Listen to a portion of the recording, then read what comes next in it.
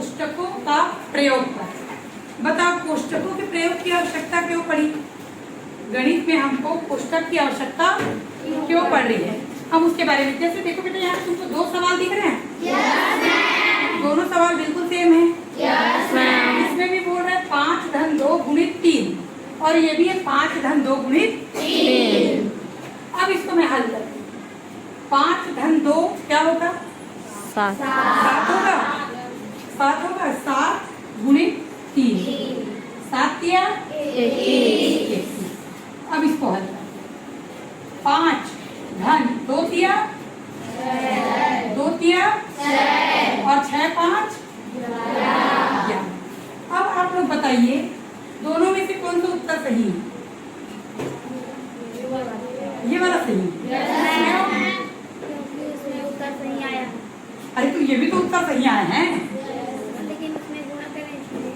भाई देखो, मैंने इसमें पहले ये दोनों को हल किया, इसमें पहले ये दोनों को हल किया, तो उत्तर तो दोनों सही है मेरे हिसाब से। तुम लोग के हिसाब से नहीं जाने, मेरे हिसाब से दोनों उत्तर सही है। तो परीक्षा में इसमें नंबर दूंगी कि इसमें दूंगी? दोनों में। तो फिर ऐसे ही हिसाब लगाओगे। यदि आप लोग बाजार गए सामान खरीदने के लिए और एक दुकानदार ऐसा हिसाब करता है, एक दुकानदार ऐसा, तो ये वाला तो नुकसान में है फिर, है कि नहीं? yes, ma'am। और ये वाला ठीक है। तो दोनों सही हो सकता है क्या? नहीं हो सकता, किसी भी कीमत पे नहीं हो सकता। अब ये दोनों सही नहीं हो सकता, तो इसके लिए हम कौन से नियम का प्रयोग करेंगे इसके बारे में आओ जानेंगे। इसको हम लोग कोष्टकों का प्रयोग के पहले हम लोग एक शब्द पढ़ेंगे। उस शब्द को अंग्रेजी में कहते हैं बोर्ड मास। क्या कहते हैं? बोर्ड मास। और ये बोर्ड मास बहुत ज्यादा बदमाश है। ये बहुत ज्यादा बदमाश है। इसके बिना संक्रियाएं का हल नहीं हो सकता, इसलिए हमको बोर्ड मास को याद करना पड़ेगा। बोर्ड मास का पहला जो है वो है आपका ब्रैकेट। क्या है? ब्रैकेट। ब्रैकेट। बी का मतलब होता है ब्रैकेट। बी का मतलब क्या होता है? ब्रैकेट। ओ का मतलब क्या होता है? ऑफ। डी का मतलब होता है डिवीजन। डिवीजन को हिंदी में क्या बोलते हैं? क्या बोलते हैं? और एम का मतलब होता है मल्टीप्लिकेशन। मल्टीप्लिकेशन। और ए का मतलब होता है एडिशन। ए का मतलब क्या होता है? एडिशन। और एस का मतलब होता है सब्ट्रैक्शन। एस का मतलब होता है सब्ट्रैक्शन। का अर्थ होता है कोष्ठक। क्या होता है? कोष्ठक। कोष्ठक। ऑफ का मतलब होता है का। ऑफ का मतलब होता है का। डिवीजन का मतलब होता है भाग, जिसको हम लोग इस तरह से लिखते हैं। मल्टीप्लिकेशन का मतलब होता है गुणा। एडिशन का मतलब होता है जोड़। और सब्ट्रैक्शन का मतलब होता है घटाना। क्या होता है? घटाना। यहाँ तक सब। अब बताइए इसमें सबसे पहले क्या करना है? ब्रैकेट खोलना, उसके बाद का को हल करना है, उसके बाद भाग देना है, फिर गुणा करना है, फिर जोड़ करना है, फिर घटाना। अब हम लोग वापस इस सवाल में आते हैं। इस सवाल में हम आते हैं तो अब इसमें जोड़ भी है और गुणा भी है। तो पहले क्या करोगे? ये इसको देखते हैं। पहले क्या करोगे? गुणा। पहले क्या करोगे? गुणा। तो हम पहले गुणा करते हैं। तो 5 धन 2 दिया 6 और 6 और 5 11। तो कौन सा उत्तर सही निकला आपका? समझ में? सभी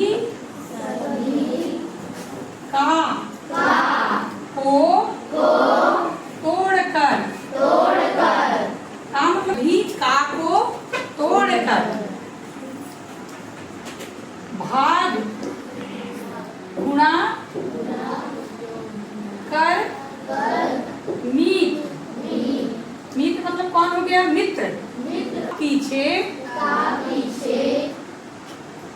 धन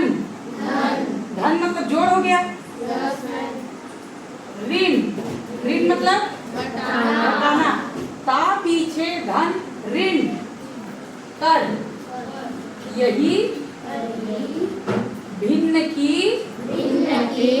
रीत।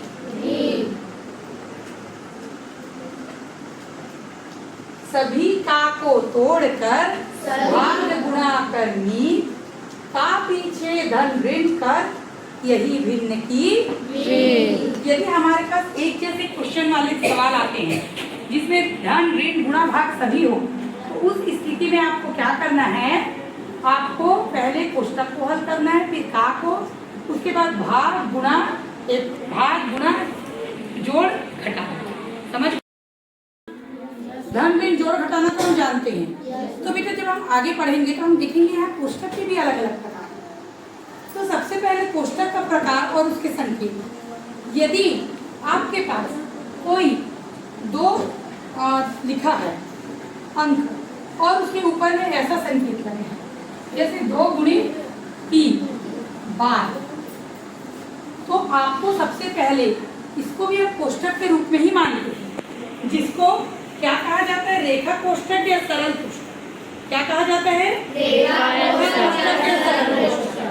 तो इसके ऊपर बार लगा है तो हमको इसको सबसे पहले हल करना पड़ेगा। दूसरा आपका होता है छोटा कोष्टक या साधारण कोष्टक।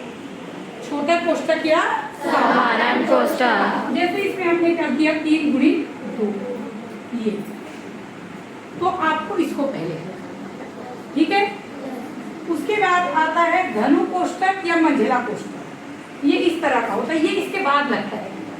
जैसे हमारा सवाल हो गया 3 गुणी 2, ये ऋण 2 कर दिया मैंने, तो पहले मैं किसको हल करूंगी, 3 गुणी 2 को, फिर जो उत्तर आएगा उसको 2 से घटा दूंगा। तो ये आपका कहलाता है मंझला कोष्टक या धनु कोष्टक। अब आता है बड़ा कोष्टक या वर्ग कोष्टक। बड़ा कोष्टक कब लगेगा, इसके बाहर। यदि हमको एक ही कोष्टक लगाना है तो हम इसको लगाएंगे, उसके बाद हमको 2 लगाना है तो इसको और इसको लगाएंगे, 3 लगाना है तो ये लगेगा, चौथा रहेगा तो ये कैसे हो जाएगा आपका 3 गुणी 2 ऋण 2, तो ये वाला कोष्टक हो गया। इसके बाद 4 धन। इस तरह से हम 3 कोष्टक का प्रयोग करते हैं, समझ में आ रहा है। और लाइन कोष्टक बार का भी प्रयोग करते हैं। अब एक चीज ध्यान दीजिए, यदि आपको एक ही लिखना है, यदि मान लो आपको लिखना है 2 गुणी 4, तो आप पहले ऐसे कोष्टक या फिर आप सीधा सीधा ऐसे बड़ा कोष्टक नहीं लगा सकते, आपका उत्तर गलत हो जाएगा। हमको कोष्टक का प्रयोग क्रम से करना है और हल भी उसी प्रकार से करेंगे। अभी हम सवाल हल करेंगे तब आपको समझ में आएगा। सबसे पहले हम बार का हल करेंगे, फिर छोटा कोष्टक या साधारण कोष्टक का, फिर मंझला कोष्टक या धनु कोष्टक का, फिर बड़ा कोष्टक या वर्ग कोष्टक का।